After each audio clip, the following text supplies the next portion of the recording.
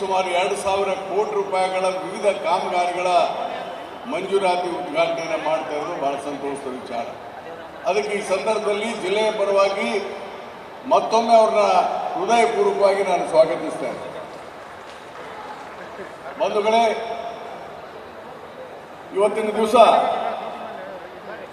ನಮ್ಮೆಲ್ಲರ ನೆಚ್ಚಿನ ನಾಯಕರು, ಎಐಸಿಸಿ ಅಧ್ಯಕ್ಷರು, ರಾಜ್ಯಸಭೆಯ ವಿರೋಧ ಪಕ್ಷ ನಾಯಕರಾದಂತಹ ಹಿರಿಯರಾದಂತಹ ಮಲ್ಲಿಕಾರ್ಜುನ್ ಖರ್ಗೆ ಅವರು ಬರಬೇಕಾಗಿತ್ತು.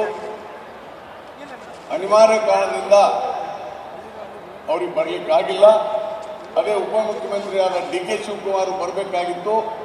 ಅವರಿಗೆ ವೈಯಕ್ತಿಕ ಕುಟುಂಬದ ಕೆಲಸ ಇದ್ದಿದ್ದರಿಂದ ಅವರು ಇವತ್ತು ಬರಲಿಕ್ಕಾಗಲಿಲ್ಲ. ಯಾಕೆಂದ್ರೆ ಸ್ಪಷ್ಟ ಮಾಡ್ತೀನಿ ಅಂದರೆ, ಇವತ್ತು ಮಾಧ್ಯಮಗಳಲ್ಲಿ ಮತ್ತು ಬೇರೆ ಬೇರೆ ರಾಜಕೀಯ ಪಕ್ಷಗಳು ಇದಕ್ಕೊಂದು ದೊಡ್ಡ ಕತೆ ಕಟ್ತಾರೆ, ಅಭಿವೃದ್ಧಿ ಕೆಲಸದ ಬಿಟ್ಬಿಡ್ತಾರೆ, ಇದನ್ನೇ ದೊಡ್ಡದಾಗಿ ಮಾಡೋದು. ಅದಕ್ಕೆ ದಯಮಾಡಿ ಪತ್ರಕರ್ತರಿಗೆ ಕಳಕಳಿಯ ಮನವಿ ಮಾಡ್ತೇನೆ, ನಮ್ಮಲ್ಲಿ ಯಾವುದೇ ಭಿನ್ನಾಭಿಪ್ರಾಯ ಇಲ್ಲ, ನಾವೆಲ್ಲ ಒಂದೇ. ಸನ್ಮಾನ್ಯ ಮುಖ್ಯಮಂತ್ರಿಗಳ ನೇತೃತ್ವದಲ್ಲಿ, ಸಿದ್ದರಾಮಯ್ಯನವರ ನೇತೃತ್ವದಲ್ಲಿ ನಾವೆಲ್ಲ ಒಂದೇ. ನೋ ಬಡಿ ಕ್ಯಾನ್ ಸೇಕ್ ಅಸ್. ಅದಕ್ಕೆ ಕ್ಲಾರಿಫೈ ಮಾಡಿ. ಬಂಧುಗಳೇ, ಇವತ್ತು ನಾನು ಒಂದು ಸ್ಪಷ್ಟಪಡಿಸ್ತೇನೆ, ಈ ರಾಷ್ಟ್ರ ಕಂಡಂತ ಜನಪ್ರಿಯ ಮುಖ್ಯಮಂತ್ರಿ, ಇದನ್ನ ಸುಮ್ಮನೆ ಅವ್ರಿಗೆ ಹೇಳೋ ಅವಶ್ಯಕತೆ ಇಲ್ಲ. ನಾನು ಸಿದ್ದರಾಮಯ್ಯನವ್ರಿಗೆ ಮೆಚ್ಚಿಸಬೇಕಾಗಿಲ್ಲ, ನನಗೆ ಐ ಡೋಂಟ್ ನೀಡ್. ನಾನು ಕಳೆದ 41 ವರ್ಷದಿಂದ ಶಾಸಕನಾಗಿದ್ದೇನೆ, ನಿಮ್ಮ ಆಶೀರ್ವಾದದಿಂದ MP ಆಗಿದ್ದೇನೆ, ಹಲವಾರು ಸಾರಿ ಮಂತ್ರಿ ಆಗಿದ್ದೇನೆ. ಈಗ ಮುಖ್ಯಮಂತ್ರಿಗಳ ಒಂದು ಕೃಪೆಯಿಂದ ಆರ್ಥಿಕ ಸಲಹೆಗಾರ ಕೆಲಸ ಮಾಡ್ತಾ ಇದ್ದೇನೆ. ನನಗೆ ವಿವಿಧ ಇಲಾಖೆಗಳ ವಿಚಾರಗಳು ಗೊತ್ತಿದೆ. ಆದರೆ ಪತ್ರಿಕೆಯಲ್ಲಿ ಏನು ಬರ್ತದೆ, ವೆರಿ ನೆಗೆಟಿವ್. ಸಿದ್ದರಾಮಯ್ಯ ಸರ್ಕಾರ ಕಳೆದ 2 ವರ್ಷ 4 ತಿಂಗಳಿಂದ ಯಾವ ಅಭಿವೃದ್ಧಿ ಕೆಲಸ ಮಾಡಿಲ್ಲ. ಯಾರು ಹೇಳ್ತಾರೆ? ನಿಮ್ಗೆ ಗೊತ್ತಿದೆಯಾ ಎಷ್ಟು ಕೆಲಸ ಆಗಿದೆ ಅಂತ, ಎಷ್ಟು ಕೆಲಸ ಆಗ್ತಾ ಇದೆ ಅಂತ? ಇನ್ನೂ 2 ವರ್ಷ 8 ತಿಂಗಳಿದೆ. ಇನ್ನೂ 2 ವರ್ಷ 8 ತಿಂಗಳ ಕಾಲ ಸನ್ಮಾನ್ಯ ಸಿದ್ದರಾಮಯ್ಯನವರ ನಾಯಕತ್ವದಲ್ಲಿ ಅವರೇ ಮುಖ್ಯಮಂತ್ರಿಗಳಾಗಿ ಇವತ್ತಿನ ದಿವಸ ಇನ್ನೂ ಹೆಚ್ಚಿನ ಅಭಿವೃದ್ಧಿಯನ್ನು ಮಾಡ್ತೇವೆ ಅಂತ ನಾನು ಸ್ಪಷ್ಟವಾಗಿ ಹೇಳ್ತೇನೆ. ಬಂಧುಗಳೇ, ಇವತ್ತು ನಾವು ತಿಳ್ಕೋಬೇಕು, ಹಿಂದಿನ ಸರ್ಕಾರ ಬಸವರಾಜ ಬೊಮ್ಮಾಯಿ ಅವರು ಅಧಿಕಾರದಲ್ಲಿದ್ದಂತಹ ಸಂದರ್ಭದಲ್ಲಿ ಕೊನೆಯ ವರ್ಷ ಅವರು ಬಜೆಟ್ನಲ್ಲಿ ಸುಮಾರು 2,27,193 ಕೋಟಿ, 2,27,193 crores ವಿದೌಟ್ ಬಜೆಟ್ ಅಲೋಕೇಶನ್ ಕಾಮಗಾರಿಗಳನ್ನು ಅಪ್ರೂವ್ ಮಾಡಿ ಹೋಗ್ಬಿಟ್ರು. ನಿಮ್ಮೆಲ್ಲರ ಆಶೀರ್ವಾದದಿಂದ 15 ತಿಂಗಳಲ್ಲಿ ಮುಖ್ಯಮಂತ್ರಿಗಳಾಗಿ ಸಿದ್ದರಾಮಯ್ಯನವರು ಅಧಿಕಾರ ತೆಗೆದುಕೊಂಡಾಗ ಹಿಂದಿನ ಸರ್ಕಾರದ ಕಾಮಗಾರಿಗಳ ಪೇಮೆಂಟ್ ಮಾಡಬೇಕಾಗಿದ್ದು 22,570 ಕೋಟಿ ಇತ್ತು. 22,577 crores in the month of June we had to pay. Without budget allocation ಹಣ ಕೊಟ್ಟು ಹೋಗ್ಬಿಟ್ರು, ಸ್ಯಾಂಕ್ಷನ್ ಮಾಡಿಬಿಟ್ರು, ಟೆಂಡರ್ ಕರೆದುಬಿಟ್ರು. ಆ ಭಾರ ನಮ್ಮ ಮೇಲಿದೆ ಇವತ್ತು ಕೂಡ. ದಯವಿಟ್ಟು ಇದನ್ನು ಅರ್ಥ ಮಾಡ್ಕೊಳ್ಳಿ. ಯಾವುದೇ ಸರ್ಕಾರ ಅಲ್ಲಿ ಹಣ ಇಲ್ಲದೆ ಸ್ಯಾಂಕ್ಷನ್ ಮಾಡೋದು ಬಹಳ ತಪ್ಪು, ಆದರೆ ಅದಕ್ಕೊಂದು ಶಿಸ್ತು ಅನ್ನೋದಿಲ್ಲ. ಆದರೆ ಸಿದ್ದರಾಮಯ್ಯನವರು ಆರ್ಥಿಕ ಶಿಸ್ತು, ಆಡಳಿತದ ಶಿಸ್ತನ್ನು ಬಿಟ್ಟು ಏನು ಮಾಡಂಗಿಲ್ಲ, ಯಾರ ಮಾತು ಕೇಳಲ್ಲ. ನಿಮ್ಮ ತಲೆಗೆ ಯಾರ ತಲೆಗೆ ಇರ್ಬೇಕು, ಸಿದ್ದರಾಮಯ್ಯನವರು ಯಾರ್ದಾರ ಮಾತು ಕೇಳಲ್ಲ, ಯಾರಿಗೂ ಮಾತು ಕೇಳಲ್ಲ ಸಿದ್ದರಾಮಯ್ಯ. ಅವ್ರಿಗೆ ಜನಪರವಾದಂತ ವಿಚಾರಗಳು. ನಾನು ಯಾಕೆ ಇದನ್ನು ಹೇಳ್ತೀನಿ ಅಂದ್ರೆ, ನೋಡಿ, ಇವತ್ತು ನಮ್ಮ ಸರ್ಕಾರ ಅಧಿಕಾರಕ್ಕೆ ಬಂದ ಮೇಲೆ ಏನ್ ನಾವು ನಮ್ಮ ಪ್ರಣಾಳಿಕೆಯಲ್ಲಿ ಹೇಳಿದ್ವಿ, 5 ವಿಶೇಷ ಗ್ಯಾರಂಟಿ ಸ್ಕೀಮ್ ಕೊಡ್ತೀವಿ ಅಂತ ಹೇಳಿ. ಜೂನ್ 11, 2023 ಶಕ್ತಿ ರಾಜ್ಯದ 3.5 ಕೋಟಿ ಹೆಣ್ಮಕ್ಳಿಗೆ ಇಡೀ ರಾಜ್ಯ ತುಂಬಾ ಸಂಚಾರ ಮಾಡಲಿಕ್ಕೆ ಫ್ರೀ ಮಾಡಿಕೊಟ್ಟಿದ್ದು ಒಂದು ಐತಿಹಾಸಿಕ ದಾಖಲೆ. ಇವತ್ತು 559 ಕೋಟಿ ಹೆಣ್ಮಕ್ಳು ಪ್ರಯಾಣ ಮಾಡಿದ್ದಾರೆ. It is A golden record in the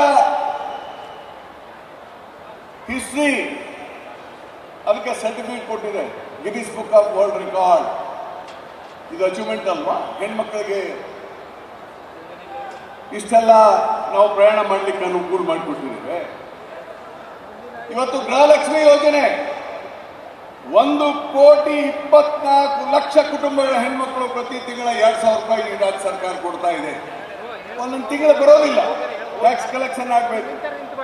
ಆದ್ರೆ 3 ತಿಂಗಳಿಗೆ ಒಂದ್ಸಾರಿ ಒಟ್ಟಾರೆ 1 ವರ್ಷದಲ್ಲಿ 24,000 ಒಂದು ಕುಟುಂಬದ ಹೆಣ್ಮಗಳಿಗೆ ಬರ್ತದೆ. ಒಟ್ಟು 1,24,00,000 ಜನ ಪ್ರತಿ ತಿಂಗಳು ಕೊಡ್ತಾರೆ. ಸುಮಾರು 4,57,00,000 ಜನರಿಗೆ 10 kg ಅನ್ನಭಾಗ್ಯದಲ್ಲಿ ಆಹಾರ ಧಾನ್ಯ ಕೊಡ್ತಾ ಇದ್ದೇವೆ. ಇಜಿಟೇಜು ಮತ್ತು 1,68,00,000 ಮನೆಗಳಿಗೆ ಗೃಹ ಜ್ಯೋತಿ ಕೊಟ್ಟಿದ್ದೇವೆ, ಯುವ ನಿಧಿ ಕೊಟ್ಟಿದ್ದೇವೆ. ಈ 2 ವರ್ಷಗಳ ಕಾಲದಲ್ಲಿ ಕರ್ನಾಟಕ ರಾಜ್ಯ ಸರ್ಕಾರ 1,01,000 ಕೋಟಿ ರೂಪಾಯಿಗಳನ್ನ ನೇರವಾಗಿ ಜನರಿಗೆ ಬಿಡುಗಡೆ ಮಾಡಿದೆ. ಬರೀ ಗ್ಯಾರಂಟಿ ಸ್ಕೀಮ್ ಇದಲ್ಲದೆ 36 ಲಕ್ಷ ಕುಟುಂಬ ರೈತರ ಪಂಪ್ ಸೆಟ್ಗಳಿಗೆ ವಿದ್ಯುತ್ ಫ್ರೀ ಕೊಡ್ತಾ ಇದ್ದೇವೆ. ಹಿಂದಿನ ಕಾಲದಿಂದ ಹಿಂದಿನ ಕಾಂಗ್ರೆಸ್ ಸರ್ಕಾರ ಇದ್ದಾಗ ಬಂಗಾರಪ್ಪನವರಿದ್ದಾಗ ಮಾಡೋದನ್ನ ಕಂಟಿನ್ಯೂ ಮಾಡಿದ್ದೇವೆ. 36 ಲಕ್ಷ ಪಂಪ್ ಸೆಟ್ಗೆ we are paying 18,000 crores from the state budget. 11,000 crore ರೂಪಾಯಿಗಳನ್ನ ವೃದ್ಧಾಪ್ಯ ವೇತನ, ಹೆಣ್ಮಕ್ಕಳ ವಿಧವಾ ಮಾಸಾಸನಗಳು, ಅಂಗವಿಕಲರ ವೇತನ, ವಿವಿಧ ಸೋಷಿಯಲ್ ಸೆಕ್ಯೂರಿಟಿಗೆ 11,000 ಕೋಟಿ ಕೊಟ್ರೆ ಕೇಂದ್ರ ಸರ್ಕಾರ ಕೊಡ್ತಾ ಇರೋದು ಓನ್ಲಿ 400 crores. ಮಕ್ಕಳಿಗೆ ಪಠ್ಯ ಪುಸ್ತಕ, ಬಟ್ಟೆ, ಹಾಲು, ಬಾಳೆಹಣ್ಣು, ಕೋಳಿ ತತ್ತಿ, ಬಟ್ಟೆ ಯಾರಿಗೆ ಕೊಡ್ತಾ ಇದ್ದಾರೆ? ಇದಕ್ಕೆ 50,000 ಕೋಟಿ. ಅಂದ್ರೆ 1 ವರ್ಷಕ್ಕೆ ಕರ್ನಾಟಕದ ಸಿದ್ದರಾಮಯ್ಯನವರ ಸರ್ಕಾರ 1,02,000 ಕೋಟಿ ರೂಪಾಯಿಗಳನ್ನ ನೇರವಾಗಿ ಜನರಿಗೆ ಕೊಡ್ತಾ ಇದ್ರೆ ಅದು ದೇಶದಲ್ಲಿ ಒಂದೇ ಒಂದು ಸರ್ಕಾರ, ಕರ್ನಾಟಕದ ಸಿದ್ದರಾಮಯ್ಯ ಸರ್ಕಾರ. ಅದಕ್ಕೆ ನಾನು ಹೇಳಿದ್ದು ಇವರು ರಾಷ್ಟ್ರದ ಜನಪ್ರಿಯ ಮುಖ್ಯಮಂತ್ರಿ, ಜನಪರ ಪ್ರಿಯ ಅಂತ ನಾನು ಹೇಳಲ್ಲ, ಜನಪರ ಅಂದ್ರೆ ಜನಪರವಾದಂತ ಮುಖ್ಯಮಂತ್ರಿ ಯಾರಿದ್ರೆ ಅದು ಸಿದ್ದರಾಮಯ್ಯ ಅಂತ ಈ ಕಾರಣಕ್ಕಾಗಿ ಹೇಳಿದೆ ಹೊರತು ಅವ್ರನ್ನ ಮೆಚ್ಚಿಸಲು ಅವಶ್ಯಕತೆ ನನಗಿಲ್ಲ. ಅದಕ್ಕೆ ಆ ಕೆಲಸವನ್ನ ಇವತ್ತು ನಾವು ಮಾಡಿದ್ದೇವೆ. ಮತ್ತೆ ಅದೇ ತರ ನಮ್ಮ ಜಿಲ್ಲೆಯಲ್ಲಿ ಸುಮಾರು 3 ಲಕ್ಷ ಹೆಣ್ಮಕ್ಳಿಗೆ ನೇರವಾಗಿ 2,000 ರೂಪಾಯಿ ಕೊಡ್ತಾ ಇದ್ದೇವೆ. 3,10,000 ಕುಟುಂಬಗಳಿಗೆ ಕರೆಂಟ್ ಫ್ರೀ ಕೊಟ್ಟಿದ್ದಾರೆ. 8,59,00,000 ಜನಕ್ಕೆ ನೇರವಾಗಿ ಇವತ್ತು KSRT ಬಸ್ ನಲ್ಲಿ ಓಡಾಡಿದ್ದಾರೆ. ನಮ್ಮ ಜಿಲ್ಲೆಯಲ್ಲಿ ಎಲ್ಲ ಅನುಕೂಲತೆ ಆಗಿದೆ. ಸುಮಾರು 2,86,000 ಮನೆಗಳಿಗೆ ವಿದ್ಯುತ್ ಫ್ರೀಯನ್ನು ಕೊಟ್ಟಿದ್ದೇವೆ. ಇದು ಅಲ್ಲ, ಇಷ್ಟೆಲ್ಲ ಕೊಟ್ಟುಬಿಟ್ಟು ಈ ವರ್ಷ 25-26ನೇ ಸಾಲಿನ ಬಜೆಟ್ ನಾನು ಮಾನ್ಯ ಮುಖ್ಯಮಂತ್ರಿಗಳಿಗೆ ಅತ್ಯಂತ ಕೃತಜ್ಞತೆಯ ಭಾವದಿಂದ ಹೇಳ್ತೇನೆ. ನನಗೆ ತಾವು ಮುಖ್ಯಮಂತ್ರಿ ಆರ್ಥಿಕ ಸಲಹೆಗಾರ ಮಾಡಿದ್ರಿಂದ ಬಜೆಟ್ ಮಾಡುವಂತ ಅವ್ರ ಜೊತೆಗೆ ಕೂತು ಬರೆಯುವಂತ ಅವಕಾಶ ಸಿಕ್ಕಿದೆ. ಮ್ಯಾನೇಜರ್ ಆಗಿ ಕೆಲಸ ಮಾಡೋ ಅವಕಾಶ ಕೊಟ್ಟಿದ್ದಾರೆ.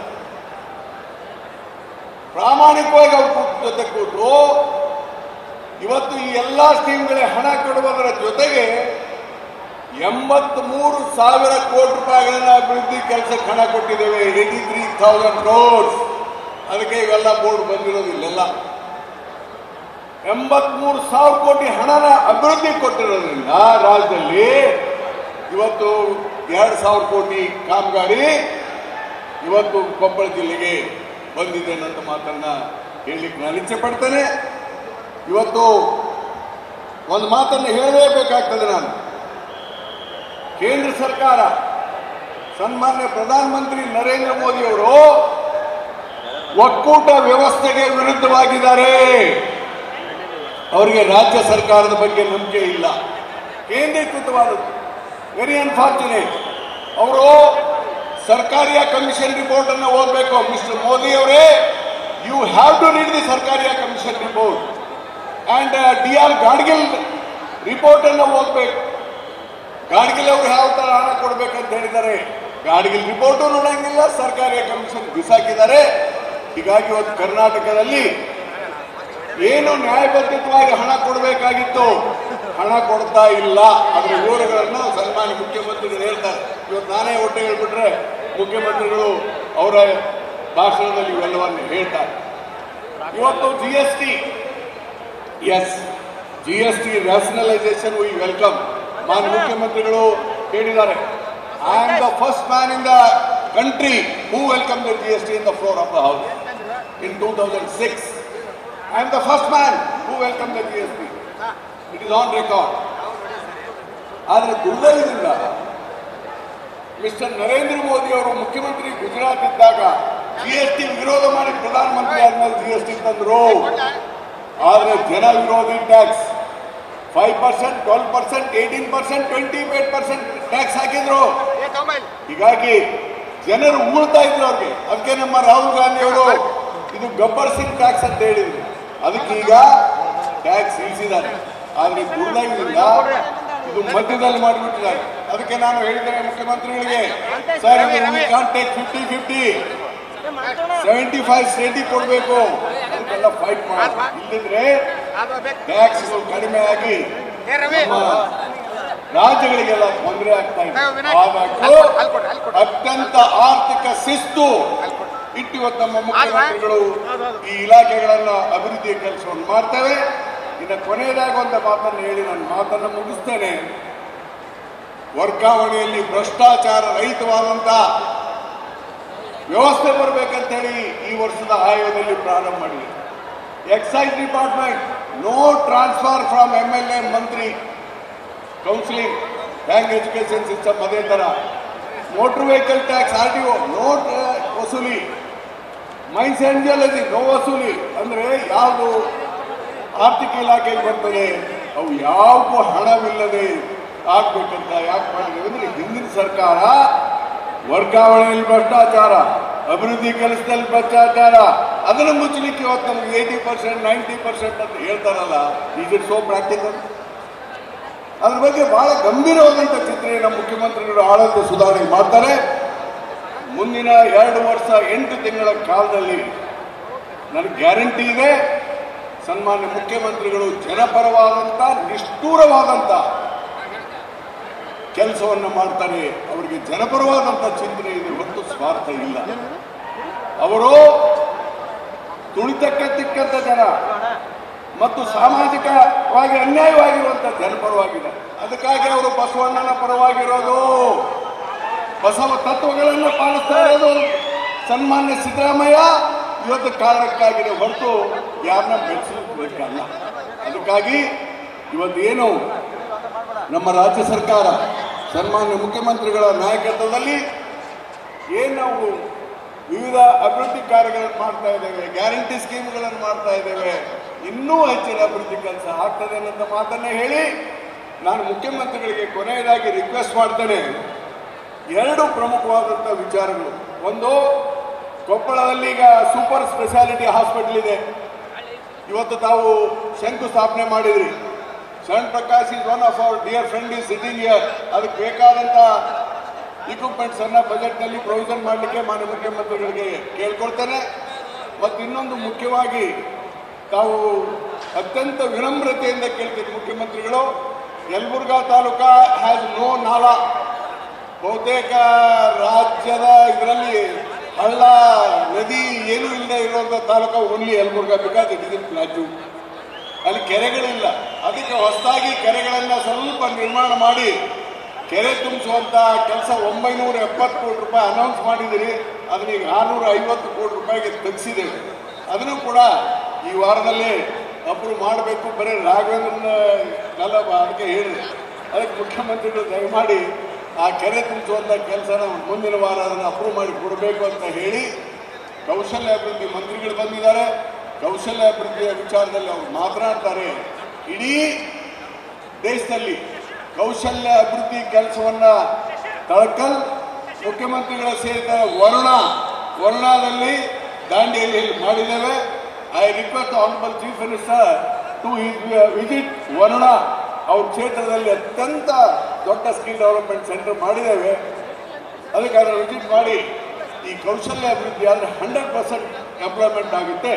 ಇದ್ರ ಬಗ್ಗೆ ಗಂಭೀರವಾದಂಥ ಚಿಂತನೆಯನ್ನ ನಾವು ಮಾಡ್ತೇವೆ. ಎರಡು ಪ್ರಮುಖ ವಿಚಾರಗಳನ್ನು ಮಾನ್ಯ ಮುಖ್ಯಮಂತ್ರಿಗಳು ತಮ್ಮ ಭಾಷಣದಲ್ಲಿ ಹೇಳಬೇಕು. ನಮ್ಮ ಯಲಬುರ್ಗಾ ಕೆರೆ ತುಂಬಿಸುವಂಥ ಕೆಲಸ ಮತ್ತು ಹಾಸ್ಪಿಟಲ್ ಕೆಲಸ ಅನ್ನೋಂಥ ಮಾತನ್ನ ಹೇಳಿ ಇವತ್ತಿನ ದಿವಸ ನನಗೆ ಮಾತಾಡಲಿಕ್ಕೆ ಅವಕಾಶ ಮಾಡಿಕೊಟ್ಟಂತ ಜಿಲ್ಲಾಡಳಿತದ ಜಿಲ್ಲಾ ಮಂತ್ರಿಗಳಿಗೆ ತಮ್ಮೆಲ್ಲರಿಗೂ ವಂದಿಸಿ ಮಾತನ್ನು ಮುಗಿಸ್ತೇನೆ. ನಮಸ್ಕಾರ.